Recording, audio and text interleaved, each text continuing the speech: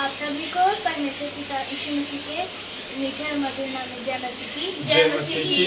हम परमेश्वर पिता को धन्यवाद देते हैं कि उन्होंने हमको एकत्रित किया कि हम उनकी स्तुति, प्रशंसा और महिमा में आ सके। आइए हम खुदावन को धन्यवाद दें और आइए हम प्रार्थना करें। सभी अपने आंखों को बंद करेंगे, हाथ जोड़ेंगे और परमेश्वर पिता की ओर चलेंगे। हे हमारे परमेश्वर पिता, हम यीशु मसीह के नाम से आपके पास आते हैं। हम धन्यवाद देते हैं कि आपने हमें एकत्रित किया कि हम आपकी स्तुति, प्रशंसा और महिमा करने वाले बन सके। हम धन्यवाद देते हैं। परमेश्वर पिता, बाइबल कहता है, मेरे नाम में जो तीन एकत्रित होते हैं मैं वहाँ उपस्थित होता हूँ। हाँ परमेश्वर पिता, हम यहाँ पे जब आपकी स्तुति, प्रशंसा करते हैं तब आप परमेश्वर पिता, आप हमारे संग और साथ होना परमेश्वर पिता। हम धन्यवाद देते हैं आपको आशीषित करना। हम धन्यवाद देते हैं परमेश्वर पिता। हम धन्यवाद देते हैं जितने लोग हमारे साथ ऑनलाइन के द्वारा जुड़े होते हैं, उनके घर और उनके घराने परमेश्वर पिता उनको संभालना। हम धन्यवाद देते हैं जब हम आपकी स्तुति, प्रशंसा करते हैं तो हमें पवित्र करना कि कोई बुराई आत्मा हमें छूने ना पाए। सारा आदर हम आपको देते हैं, इसी को उद्धार करता यीशु मसीह के नाम से मांगते हैं, आमीन। Hallelujah, hallelujah. आइए हम प्रभु की महिमा में और उसकी संगति में इस गीत को गाएंगे। और उस गीत का बोल है, प्रभु का धन्यवाद करूंगा, उसकी संगति में सदा रहूंगा। आइए हम इस गीत को गाएंगे। प्रभु का धन्यवाद करूंगा, उसकी संगति में सदा रहूंगा। साथ चलूंगा मैं, जय जरूर पाऊंगा।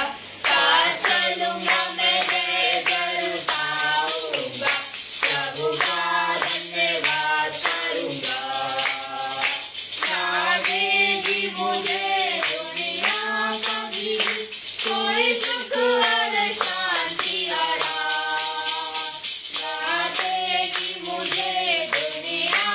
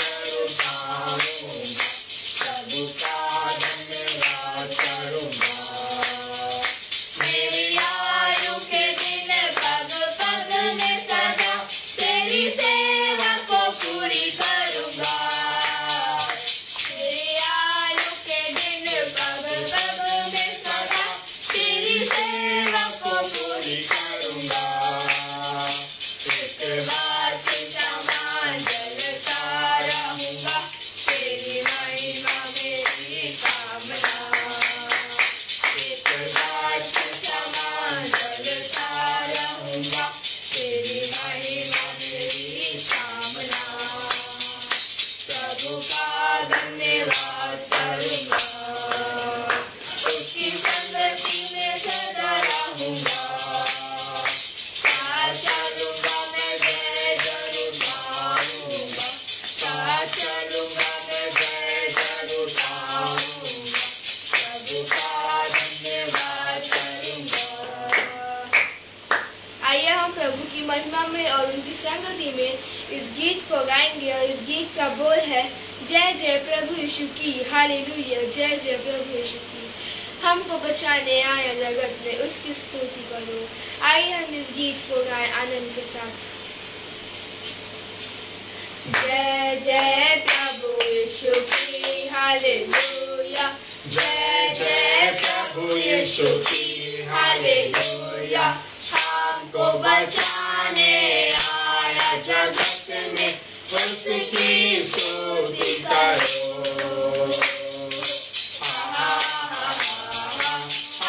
हालेलुया,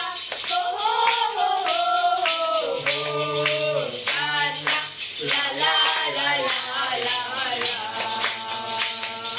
हालेलुया, आमीन।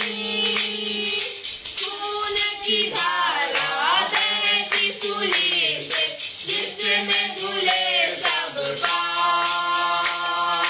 बोलो हम तुम अपने हृदय को, जिसमें रहे नादान। खून की धारा बहती सूली से, जिसमें धुले सब पाप। बोलो अब तुम अपने हृदय को, जिसमें रहे नादान। जय जय प्रभु यीशु की, हालेलुया, जय जय प्रभु यीशु की, हालेलुया। हमको बचाने आया जगत में, उसकी स्तुति करो।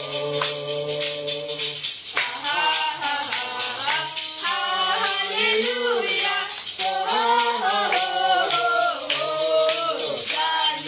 ला ला ला ला ला ला, हालेलुया, आमीन।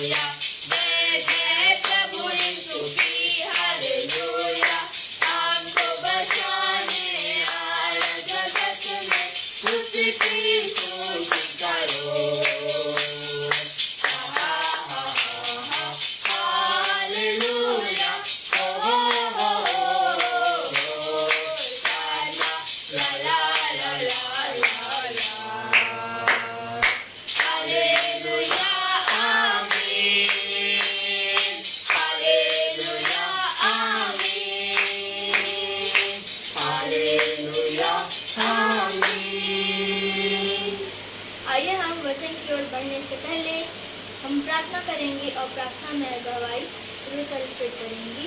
छोटू चाचा के लिए प्रार्थना करना। नीलेश तिहारू के लिए, वो हॉस्पिटल में है, आज उसको बुखार आ गया था। प्रभु सामर्थ दे, उसकी अगुवाई दे, उसे चंगाई प्रदान दे, ताकि हम प्रभु में और आगे बढ़ते जाएं। आइए हम प्रार्थना करें। मैं सभी अपने सिरों को झुकाएं और उस खुदावन को धन्यवाद दे। धन्यवाद धन्यवाद धन्यवाद धन्यवाद देने वाले, उत्तम आशीष का देने वाले परमेश्वर पिता, हम आपको एक बार फिर हम आपके पास आते हुए हम आपको धन्यवाद देते हैं। प्रार्थना करते हैं इस वचन के लिए जो अभी हम सभी के मन में बोलते हैं और सीखते हैं, समझते हैं। आप उसे हमें संभालना और अपने दिल में उठा के नीचे रखना। हर एक बात के लिए हम आपको धन्यवाद देते हैं।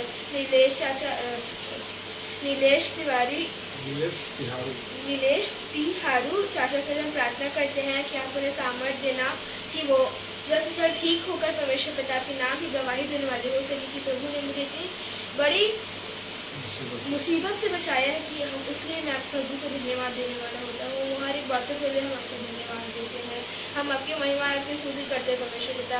हर एक बातों के लिए हम आपको धन्यवाद देते हैं। इस समय जो भी मित्र भाई बहन हम सारे के द्वारा जुड़े हुए हैं, आप उन्हें संभालना और अपने दिल को उठाने के नीचे रखना। इस आगरा मसीह मंडली के पेज के द्वारा परमेश्वर पिता सभी मित्र भाई बहन को आपके नाम की वचन सुना सके, उन सभी के लिए प्रार्थना करने के योग्य बने, हम उनके लिए आपको धन्यवाद देते हैं। हम हर चीज़ों के लिए आपको धन्यवाद देते हैं।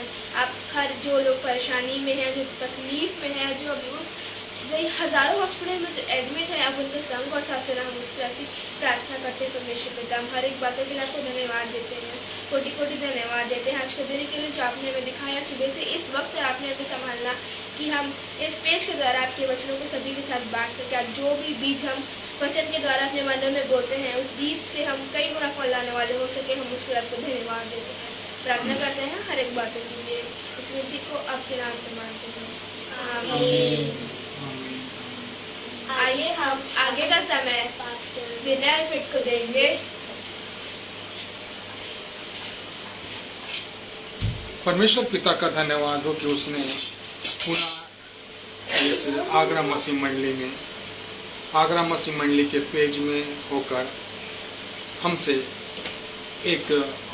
हमें एक अवसर दिया कि हम उसकी संगति में आ सके और उसके नाम को धन्य कह सके।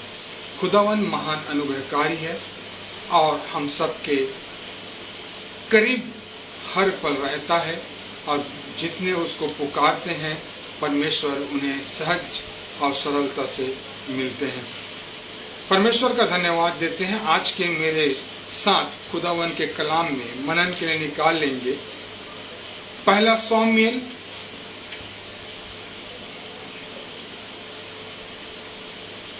शामूएल और उसका 15 अध्याय, और हम उसका 17 से लेकर के हम 21 पद तक पढ़ेंगे। यहाँ पे इस प्रकार से कहता है, पहला शामूएल 15 अध्याय और उसके 17 पद से लेकर के 21 पद तक। शामूएल ने कहा, जब तू अपनी दृष्टि में छोटा था तब क्या तू इस्राएली गोत्रों का प्रधान ना हो गया, और क्या यहोवा ने इस्राएल पर राज करने को तेरा अभिषेक नहीं किया? और यहोवा ने तुझे एक विशेष कार्य करने को भेजा और कहा, जाकर उन पापी अमालिकियों का सत्यानाश कर, और जब तक वे मिट न जाए तब तक उन्हें उड़ाता उनसे लड़ता रहे। फिर तूने किस लिए यहोवा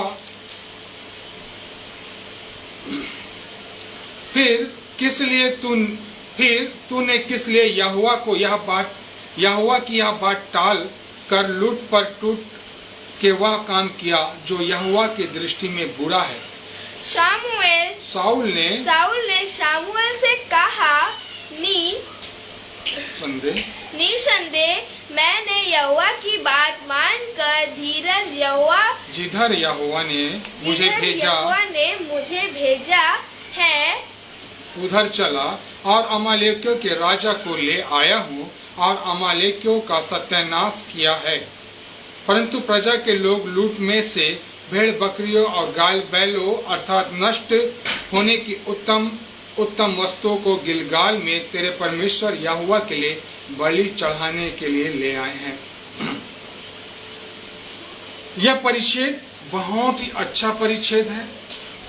यह परिच्छेद हमें बहुत सी बातों को सिखलाता है। यह परिच्छेद जो है शाऊल की कथनी और करनी को दर्शाता है। यह परिच्छेद परमेश्वर के आज्ञा को टालने को दर्शाता है। यह परिच्छेद आपको और मुझको सिखलाता है कि खुदावन ने जब आपको और मुझको प्रभु यीशु मसीह में चुन लिया है, प्रभु यीशु मसीह में चुनाव कर लिया है और प्रभु यीशु मसीह में अपने पास बुलाया, अपना मार्ग दिखाया, अपना रास्ता दिखाया, फिर भी मनुष्य अपनी समझ का सहारा लेकर संसार में विलीन हो जाता है, मिल जाता है।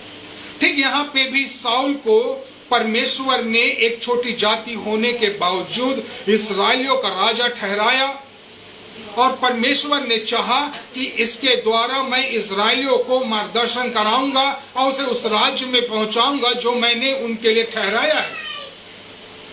प्रिय भाई और बहनों, हम जब 17वें पद को पढ़ते हैं, 18वें पद को पढ़ते हैं, यहाँ पे लिखा है, और यहोवा ने तुझे एक विशेष कार्य करने को भेजा और कहा, जाकर उन पापी अमालेकियों को सत्यानाश कर और जब तक वे मिट न जाए तब तक उनसे लड़ता रहे। परमेश्वर यहाँ पे बतलाना चाहता है कि परमेश्वर ने राजा शाऊल को विशेष कार्य के लिए चुना था कि वे अमालेकियों के विरुद्ध युद्ध करे और उन सबको सत्यानाश कर दे। परमेश्वर ने उसे इसलिए चुना था। परमेश्वर चाहता है कि मेरे लोग मेरे बताए हुए मार्ग में आगे चले। परमेश्वर चाहता है कि मेरे लोग उस राज्य में जाए जिसे मैंने उनके लिए रखा है। परंतु वो जानता था इस्राएलियों का मार्ग हमेशा भटकना, कुड़कुड़ाना और हर बात में खुदावन को दोषी देना। मेरे प्रिय भाई और बहनों, पहला शामूएल और उसका 15 अध्याय और उसका 18 पद आज आपसे और मुझसे बात करता है और कहता है, और यहोवा ने तुझे एक विशेष कार्य के लिए करने को भेजा है। आज का मेरा विषय भी यही है, विशेष कार्य।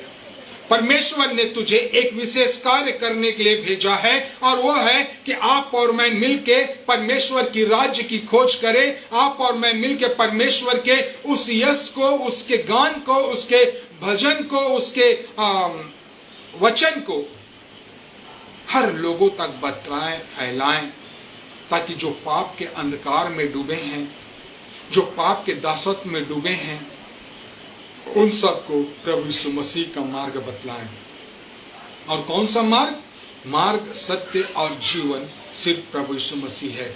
प्रभु यीशु मसीह के द्वारा ही उद्धार है। प्रभु यीशु मसीह के द्वारा ही अनंत जीवन है। प्रभु यीशु मसीह के द्वारा ही आप और मैं उस जिंदा परमेश्वर के पास पहुंच सकते हैं।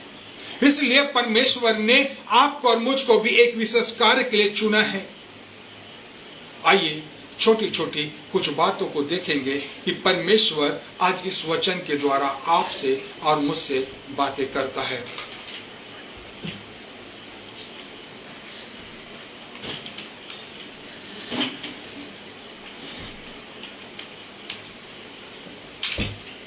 छोटी छोटी कुछ बातों को देखेंगे और सीखने का प्रयास करेंगे कि परमेश्वर का वचन आपको और मुझको आज बहुत अच्छी बातें सिखलाना चाहता है। पहली बात हम देखते हैं कि शाऊल को परमेश्वर ने कहा था कि यहोवा ने मैं तुझे एक विशेष कार्य के लिए चुना हूं। पहली बात हम देखते हैं कि परमेश्वर की आज्ञा को पूर्ण करना, इसलिए परमेश्वर ने क्या किया था? शाऊल को परमेश्वर ने शामूएल के द्वारा अभिषेक किया था। शाऊल को परमेश्वर ने इस्राएलियों पे राजा ठहराया था। शाऊल को परमेश्वर चाहता था कि ये मेरे बताए हुए मार्ग पे चले, मेरी आज्ञाओं का पालन करे। परंतु क्या किया इसने? जो परमेश्वर ने आज्ञा दी थी उसके विपरीत काम किया और परमेश्वर पे ही क्या किया, दोष मर दिया। यहाँ पे लिखा है, हम 22 पद को पढ़ते हैं, परमेश्वर कहता है, परंतु प्रजा के लोग लूट में से भेड़ बकरियां और गाय बैलों अर्थात नष्ट होने की उत्तम वस्तुओं को गिलगाल में उत्तम वस्तुओं को गिलगाल में तेरे परमेश्वर यहोवा के लिए बलि चढ़ाने के लिए ले आए थे। जबकि परमेश्वर ने क्या कहा था, 3 पद को पढ़ते हैं, पहला शमूएल 15 अध्याय उसके 3 पद में, इसलिए अब तू जाकर अमलेकियों को मार और जो कुछ उनका है उसे बिना कोमलता उन सबको नष्ट कर दे। लिखा है, क्या पुरुष क्या स्त्री क्या लोग दूध पीता हो, चाहे जानवर हो, चाहे भेड़ बकरी हो, चाहे ऊंट हो गधा हो, सबका क्या कर, सत्यानाश कर दे। परंतु राजा साउल ने परमेश्वर की आज्ञा को क्या किया, टाल दिया। और परमेश्वर किससे नफरत करता है, किससे नाराज होता है, आज्ञा ना मानने से। एक आज्ञा ना मानने के द्वारा आदम के द्वारा पाप इस पृथ्वी में आया था। जी हाँ, परंतु परमेश्वर चाहता है कि मेरे चुने हुए लोग जिसे मैंने चुना हूं वो क्या करे, मेरी आज्ञाओं का पालन करे। यदि हम निकाले व्यवस्था विवरण की पुस्तक और उसका 5वां अध्याय और उसका 32 और 33 पद को पढ़ते हैं, वहां पे लिखा है, इसलिए तुम अपने परमेश्वर यहोवा की आज्ञा के अनुसार करने की चौकसी करना, न तो दाहिने मुड़ना न तो बाएं मुड़ना। परमेश्वर अपने वचन में मूसा के द्वारा सारे इस्राएलियों को बता रहा है, तू अपने परमेश्वर यहोवा की आज्ञा मानने की चौकसी करना, न तो दाहिने मुड़ना न तो बाएं मुड़ना। फिर कहते, जिस मार्ग पे तुझे चलने की आज्ञा तेरा परमेश्वर यहोवा तुमको दे, उस सारे मार्ग पर चलते रहो कि तुम जीवित रहो, तुम्हारा भला हो, और जिस देश में तुम अधिकारी हो उस देश में तुम बहुत दिनों तक रहने पाओ। जब हम परमेश्वर की आज्ञाओं का पालन करते हैं तो परमेश्वर अपनी आशीषों से भर देता है। इसीलिए परमेश्वर कहता है कि मैंने तुझे एक विशेष कार्य के लिए चुना है। दूसरी छोटी बात हम देखते हैं, परमेश्वर का वचन बतलाता है, वह कहता है कि मैंने तुझे परमेश्वर के लोगों को विजय के लिए चुना है, मैंने तुझे विजय प्राप्त करने के लिए चुना है। परमेश्वर चाहता है कि मेरे लोग जहां जहां भी पाए, जहां जहां भी जाए, जहां जहां पे वो अपने पांव को धरे, परमेश्वर कहता वहां वहां तेरा परमेश्वर, जैसे मैं मूसा के संग संग रहा वैसे ही तेरे संग संग रहूंगा और तुझे विजय देता चलूंगा। लेकिन यह भूल जाते हैं कि यह विजय परमेश्वर हमें देता है, यह विजय परमेश्वर हमें देता है। और हम सोचने लगते हैं कि हम अपने प्रवीणता से, हम अपने बल से, अपने ताकत से, अपने शौर्य से हमने क्या प्राप्त किया, विजय को प्राप्त किया। जी नहीं, परमेश्वर ने यहोशू से कहा, मेरा दास मूसा मर गया है, उठ कमर बांध। मैं जैसे जैसे मूसा के संग संग रहा वैसे ही तेरे संग संग रहूंगा और तुझे क्या देते रहूंगा, विजय देते रहूंगा। और जब जब इस्राएलियों ने परमेश्वर की आज्ञाओं को माना, उन्होंने विजय को प्राप्त किया। और हम देखते हैं जब आकान ने पाप किया, अर्पण की हुई वस्तु को अपने जमीन में, अपने घर में, उसे जमीन के अंदर गाड़ के रख दिया। और जब इस्राएली लोग युद्ध करने के लिए गए, परमेश्वर पाप में साथ नहीं देता मेरे प्रियो। परमेश्वर आज्ञा ना मानने में अगुवाई नहीं करता प्रियो। और हम देखते हैं इस्राएली लोग, उनकी पराजय हुई। तब यहोशू ने अपने वस्त्र फाड़े और परमेश्वर के सामने नम्र और दीन हुआ था। परमेश्वर क्या बोला मालूम है, जिसने पाप किया है उसे दंड मिलेगा। तू क्यों अपने आप में उदास होता है, क्यों तू दूसरों का भार उठाता है। और हम देखते हैं आकान का परिवार और पूरे घराने समेत भस्म हो जाते हैं, सबको मार डाला जाता है। मेरे प्रियो, हमारा जीवित परमेश्वर हमें विजय प्रदान करता है। क्यों मालूम है, क्योंकि परमेश्वर ने आपको और मुझको एक विशेष कार्य के लिए चुना है, ताकि आप और मैं क्या करें, उस विजय को प्राप्त करें। यूं ही नहीं कहता परमेश्वर, यूं ही हवे में बात नहीं करता हमारा परमेश्वर, यूं ही जिंदा परमेश्वर हमारी अगुवाई नहीं करता। वो हमारी अगुवाई इसलिए करता है क्योंकि वो आपको और मुझको अपने सेवा के लिए, अपने कार्य के लिए चुना है, एक विशेष कार्य के लिए चुना है। और जब परमेश्वर चुनता है तो वह उसे अपने अधिकार में रखता है। परंतु मनुष्य ये सोचता है कि यह जो कुछ है वो मेरे अगुवाई से, मेरे कारण मुझे प्राप्त हुआ है। तीसरी छोटी बात हम देखते हैं, पहला शमूएल 15 अध्याय और उसका 18 पद कहता है कि परमेश्वर यहोवा ने तुझे एक विशेष कार्य के लिए चुना है। तीसरी बात, परमेश्वर के राज्य की हम खोज करें। तीसरी बात, हम परमेश्वर के राज्य की खोज करें, क्योंकि परमेश्वर ने मत्ती रचित सुसमाचार उसके 6वें अध्याय और उसके 33 पद में कहता है, पहले तुम उसके राज्य और धर्म की खोज करो तो ये सारी वस्तुएं तुम्हें मिल जाएगी। लेकिन साउल ने अपने मन की कठोरता को अपनाया, मालूम होता है। साउल ने अपने राजा होने के पद पे इठलाया लगता है। साउल ने सोचा कि मैं तो राजा हूं, मैं सब कुछ कर सकता हूं। हम पहला शमूएल उसका 15 अध्याय और उसका पहला पद को पढ़े, वहां पे लिखा है, शमूएल ने साउल से कहा, यहोवा ने अपनी प्रजा इस्राएल पर राज करने के लिए तेरा अभिषेक किया है। क्या करने के लिए? इस्राएल पर राज करने के लिए तेरा अभिषेक किया है। परंतु साउल ने अपनी मूर्ता में आकर, अपने अहंकार में आकर के उसने क्या किया? पाप किया। उसको परमेश्वर ने कहा था कि तू जा अमालेकियों से युद्ध कर और जो कुछ है उन सबको सत्यानाश कर दे। परंतु साउल ने क्या किया? 9वें पद को पढ़ते, पहले शमूएल 15 अध्याय उसके 9 पद में पढ़ते हैं, वहां पे लिखा है, परंतु अगाग पर और अच्छी से अच्छी भेड़ बकरियों, गाय बैलों और मोटे मोटे पशुओं और मेमनों और जो कुछ अच्छा था उन पर साउल और उसकी प्रजा ने कोमलता और उन्हें नष्ट करना ना चाहा, परंतु जो कुछ तुच्छ और निकम्मा था उसको उन्होंने सत्यानाश किया।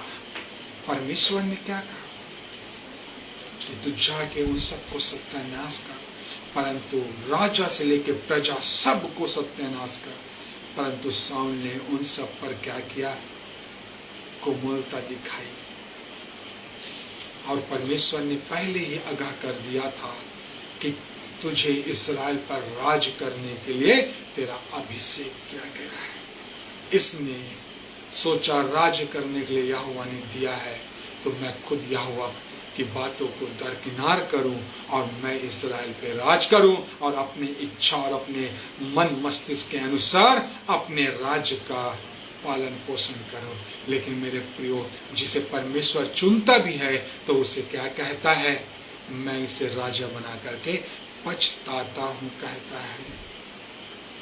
इसलिए मेरे प्रियो, हम परमेश्वर की बातों को सदा अपने जीवन, अपने सुख का मूल जाने, इसके द्वारा हम परमेश्वर के साथ आगे बढ़ते हैं। रोमियो की पत्री उसका 14 अध्याय और उसका 12वां पद इस प्रकार से कहता है, इसलिए हम में से हर एक परमेश्वर को अपना अपना लेखा देगा। हर एक कोई परमेश्वर को अपना लेखा देगा, चाहे राजा हो, चाहे प्रजा हो, चाहे मंत्री हो, चाहे सिपाही हो, चाहे चोर हो, चाहे धर्मी हो। वो गाना आप और मैंने सुना है ना, खुल जाएगी किताबें जब हिसाब होगा। इस चीजों को हमेशा ध्यान रखना। हमारा परमेश्वर प्रभु यीशु मसीह को एक बार हमारे पापों के लिए बलिदान किया था। अब जब प्रभु यीशु मसीह दिखाएगा तो बलिदान होने नहीं आ रहा है। वो भूसे को अलग करेगा और धान को अलग करेगा। जो योग्य रहेगा उस धान को ले जाएगा और भूसे को यहीं मृत्यु लोक में छोड़ देगा। इसलिए मेरे प्रिय परमेश्वर के आप और मैं परमेश्वर के राज्य की खोज करें, बाकी सारी वस्तु हमें मिल जाएगी। चौथी बात हम देखते हैं, परमेश्वर ने साउल को कहता है कि मैंने तुझे एक विशेष कार्य के लिए चुना। चौथी बात, परमेश्वर आपको और मुझको एक ऊंचा दर्जा देना चाहता है। परमेश्वर आपको और मुझको एक ऊंचा दर्जा देना चाहता है, एक ऊंचा पद देना चाहता है। वो हमको पूछ नहीं परंतु सर बनाना चाहता है, क्योंकि आप और मैं जीव परमेश्वर के बेटे और बेटी हैं। हम ये कभी भी ना भूले, परमेश्वर ने तो हमें बचा लिया है। अब हमें क्या आवश्यकता, हम इन बातों को भूल जाएं प्रियो। पहला पत्रस उसका 2 अध्याय और उसका 9 पद क्या कहता है, पर तुम एक चुना हुआ वंश और राजपद अधिकारियों का समाज और पवित्र लोग और परमेश्वर की नीच प्रजा हो। परमेश्वर ने हमें यूं ही ऊंचा दर्जा, ऊंचा पद इसलिए नहीं दे रहा है कि वो हमें यह नहीं चाहता कि आज रखे और कल छोड़ दे। जी नहीं, परमेश्वर हमें अंत तक ऊंचा उठाए रखता है। वो हमें औकात की नाई ऊंचा उठाता है, ताकि अब हम दोबारा शैतान के गफलत में, शैतान के जाल में ना फंसे। इसलिए परमेश्वर आपको और मुझको एक ऊंचा पद देता है। इसलिए आगे क्या कहता है, इसलिए कि जिसने तुम्हें अंधकार में से अपनी अद्भुत ज्योति में बुलाया, उसके गुण को प्रकट करना है। और कैसे प्रकट करेंगे? हम अपने जीवन के द्वारा। जब ये जीवन पाक और पवित्र होगा, ये जीवन जब परमेश्वर के योग्य होगा, तभी तो हम उस जीवित परमेश्वर के गुण को प्रकट करेंगे। मेरे प्रियो, कभी कभी मैं जब अपने मित्र दोस्तों के साथ बैठता हूँ ना, तब लोग बोलते हैं हमें तो इतना बोझ, इतना कर्मकांड, इतने सारे कामों से गुजरना पड़ता है। मैं मन में बोलता हूँ, प्रभु मैं धन्यवाद हूँ, आपने मुझे यीशु मसीह में स्वतंत्र किया और हर एक चीज़ों से मुझे ऊंचा उठाया है। इस बात को मैं आज चर्चाएं हो रही थी ऑफिस में, तो हमें कर्म कांडों से गुजरना पड़ता है। ने परमेश्वर को धन्यवाद दिया, खुदावन तूने मुझे एक ऊंचा जगह दिया है, एक ऊंचा पद दिया है, मुझे इन पाप के दासत्व से निकाल के बाहर खड़ा किया है। पांचवी बात हम देखते हैं, परमेश्वर कहता है कि मैंने तुझे एक विशेष कार्य के लिए चुना है। पांचवी बात, परमेश्वर अपने लोगों के जीवन को उस पार लेना चाहता है। परमेश्वर अपने लोगों को जीवन के उस पार ले जाना चाहता है। जीवन के उस पार क्या है मालूम है? अनंत जीवन है। हम इस जीवन की ना सोचें, इस जीवन में तो दुख, तकलीफ, नाना प्रकार के कष्ट हैं, परंतु जो वो जीवन मिलेगा वो हमें कैसा मिलेगा? अनंत जीवन मिलेगा। वहाँ न किसी प्रकार की तकलीफ होगी, ना वहाँ पे कष्ट होगी, ना वहाँ पे पीड़ाएं होंगी। वहाँ पे सिर्फ हम प्रभु यीशु मसीह के साथ अनंत जीवन में रहेंगे। प्रभु यीशु मसीह आपको और मुझको जीवन के उस पार लेना चाहता है, क्षितिज के उस पार, जहाँ पे खुशी और आनंद हमारा इंतजार कर रहा है। यूहन्ना रचित सुसमाचार उसका 3 अध्याय और उसका 15 पद को पढ़ते, वहाँ पे परमेश्वर का वचन साफ कहता है, ताकि जो कोई उस पर विश्वास करे वह अनंत जीवन को प्राप्त करे। हम परमेश्वर के वचन पे पूर्ण रूप से विश्वास करेंगे, तब हम उस अनंत जीवन को प्राप्त करेंगे। परमेश्वर ने साउल को जब चुना, उसे अपना राजा बनाया, तो उसे क्या इस संसार का राजा बनाता है? आने वाले समय वो अपने राज्य में उसे अपने साथ रखता। परमेश्वर रखेगा भी, क्योंकि परमेश्वर ने जिसे चुन लेता है उसे अंत तक साथ नहीं छोड़ता। छठी बात हम देखते हैं, परमेश्वर का वचन कहता है कि मैंने तुझे एक विशेष कार्य के लिए चुना है। छठी बात, परमेश्वर अपने लोगों के साथ रहना चाहता है। इसीलिए परमेश्वर क्या करता है? मनुष्यों के साथ उसके करीब, उसके नजदीक रहना चाहता है। हम अदन की वाटिका में देखें तो परमेश्वर आदम और हवा से क्या करता था? मिलने आता था, उसके साथ समय व्यतीत करता, उनसे बातें करता, उसे बहुत आनंद प्राप्त होता था।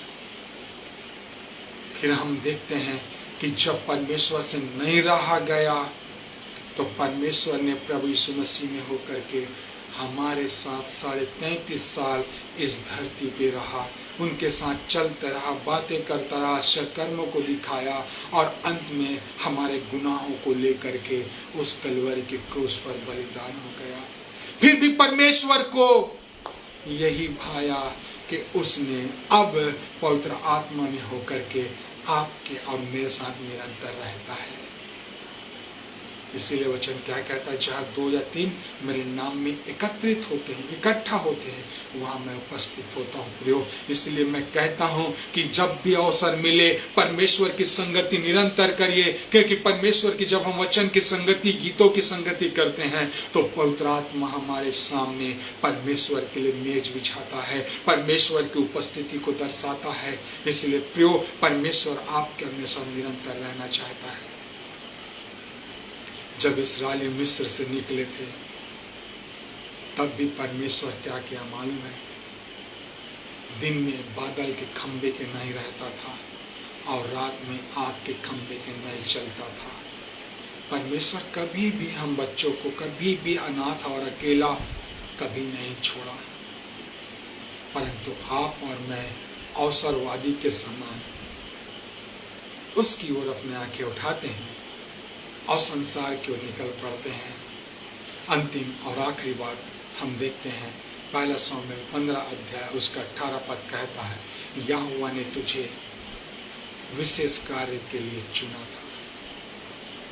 अंतिम और आखिरी बात, परमेश्वर अपने लोगों में पवित्रता देखना चाहता है। परमेश्वर अपने लोगों में पवित्रता देखना चाहता है। प्रिय भाई और बहनों, यदि मनुष्य में पवित्रता नहीं, मनुष्यों के जीवन में पवित्रता नहीं, तो हम कभी भी परमेश्वर के समीप, परमेश्वर के कार्यों को नहीं कर पाएंगे, परमेश्वर से हमारा मेल मिलाप नहीं हो पाएगा। आपको मालूम है ना, मूसा परमेश्वर की उपस्थिति में 40 दिन 40 रात रहा, क्योंकि परमेश्वर के लिए वो नम्र व्यक्ति था। परमेश्वर ने उसे चुना था विशेष कार्य के लिए, उसमें पवित्रता थी, इसीलिए वो परमेश्वर के समक्ष खड़े हो सका। लेकिन आप देखते हैं इजरायली लोग जो थे, उसके आंखों, उसके चेहरे से जब किरणें निकल रही थी तो वे लोग उसको देख नहीं पा रहे थे, क्योंकि वो पवित्रता का सामना नहीं कर पा रहे थे। इसलिए मेरे प्रियो, अपने जीवन में परमेश्वर के प्रति पवित्रता जीवन में रहना चाहिए। जैसे यहोवा ने कहा दाऊद से, दाऊद की बड़ी मनसा और लालसा थी कि मैं तो अपने महलों में रहता हूँ, मेरा यहोवा संदूक में रहता है, मैं उसके लिए भवन बनाऊंगा। यहोवा ने उससे कहा, तेरे हाथ खून से रंगे हुए हैं, तू मेरे लिए कौन सा भवन बनाएगा? तू मेरे लिए नहीं बना सकता, लेकिन जो तेरे बाद आने वाला है, तेरा पुत्र, वो मेरे भवन को बनाएगा, सुलेमान। परमेश्वर हमेशा पवित्रता को प्रथम स्थान दिया। मेरे भाई और बहनों, हम एक पद पढ़ेंगे, इस पद को यदि हम पढ़ लिए, इस पद को हम समझ लिए, तो हम पूरी बाइबल में बहुत सी चीजों को समझ लेंगे। इब्रानियों की पत्री उसका 12वां अध्याय और उसका 14वां पद को पढ़िए। इस पद ने मुझसे बातें की और मैं इस बात को आपके सामने रखना चाहता हूं। कहता है, सबसे मेल मिलाप रखो और उस पवित्रता के खोजी हो जिसके बिना कोई प्रभु को देख नहीं सकता।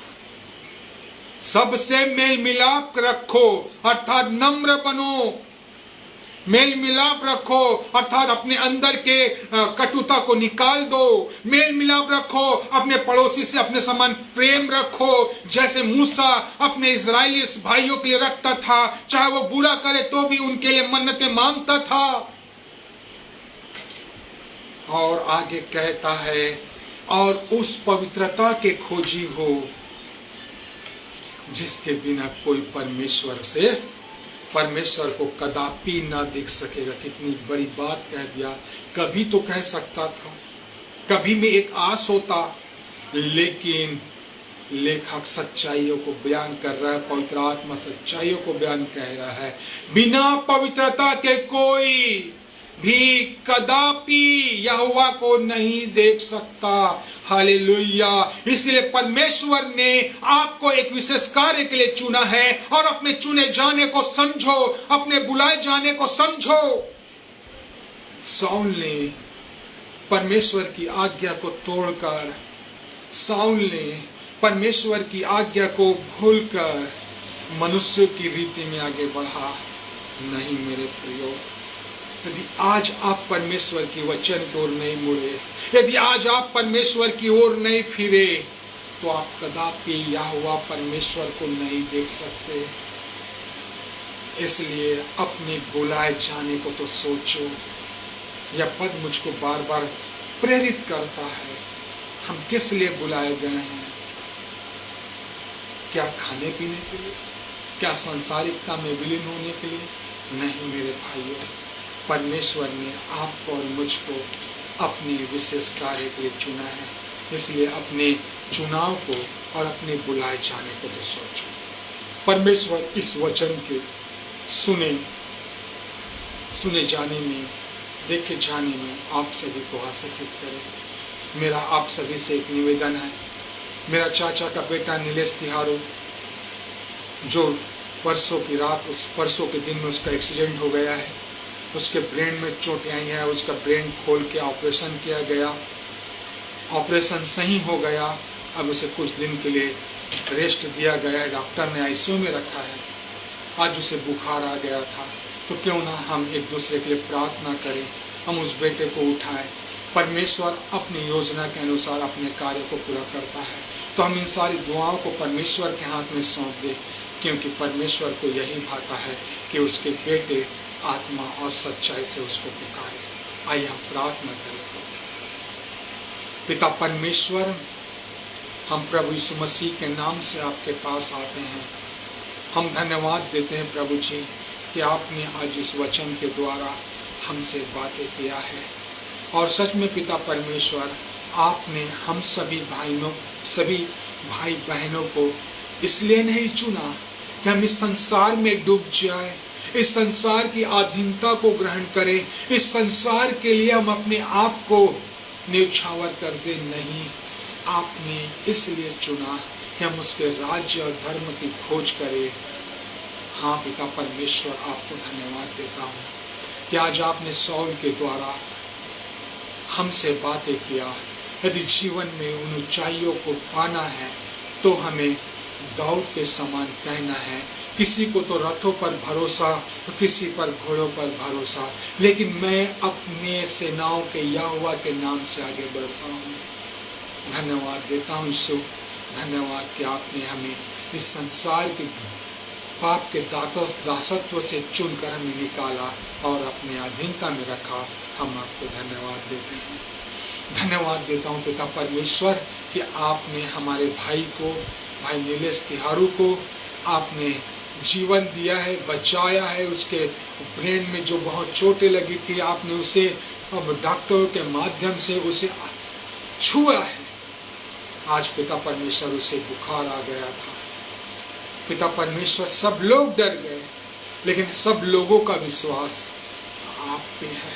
हम आप पे विश्वास करते हैं खुदावन, आप पे विश्वास करते हैं, और हमारे विश्वास और हमारा ऊंचा गढ़ और शरण स्थान आप है।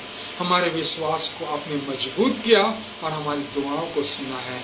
हम यीशु नासरी के नाम से आपको धन्यवाद देते हैं और इस विनती को यीशु के नाम से मांगते हैं। आप जितने भाई बहन इस पेज में शरीक हुए हैं, आप सबको प्रभु यीशु मसीह में मेरा जय मसीह के और मेरे निवेदनों को आप प्रभु के चरणों में रखें। मनुष्यों के नहीं, परंतु प्रभु के चरणों में रखो, क्योंकि हमारा परमेश्वर निवेदनों को सुनता है। आप सभी भाई बहनों को पुनः प्रभु यीशु मसीह में जय मसीह।